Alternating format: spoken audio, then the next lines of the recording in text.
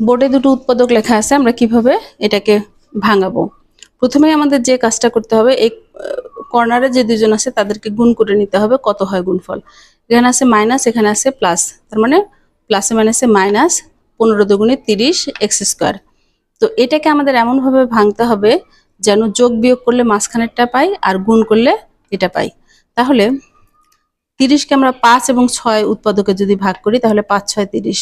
যেহেতু প্লাস বড়টার সামনে, যেহেতু এখানে প্লাস থাকতে হবে, এই জন্য বড়টার সামনে প্লাস দিলাম, ছোটটার সামনে মাইনাস দিলাম, তাহলে বিয়োগফল হবে প্লাস এক্স। তো এইভাবে আমরা ভেঙে নিলাম। পরেরটাতে কি করলাম, পরেরটাতে ওই একই অবস্থা, এই 2x স্কোয়ার এবং -15 গুণন করলে হয় -30x স্কোয়ার। এটাকে আমরা কিভাবে ভাঙতে পারি, 6 × 5 এ ভাঙতে পারি। ভাঙার পরে কি করবো, এবার আমাদের মাইনাস আনতে হবে সামনে, সে কারণে বড়টার সামনে মাইনাস দিলাম এবং ছোটটার সামনে প্লাস দিলাম। এভাবে কিন্তু আমরা ভেঙে নিয়ে আমরা কমন নিয়ে উৎপাদক বের করে ফেলছি। তাহলে এখানে কি হলো, 2x square plus 6x minus 5x minus 15। এক্সকে আমরা ভেঙে দিলাম, প্লাস 6x মাইনাস 5x। এখন এই দুইটা থেকে কমন যায়, 2x × 2x কমন যায়, x প্লাস 3 থাকে, আবার -5 কমন গেলে x প্লাস 3 থাকে। তাহলে এখানে কি হলো, x প্লাস 3 দুজনের কাছ থেকে কমন যায়, থাকে 2x মাইনাস 5, তাহলে এটাই উৎপাদক।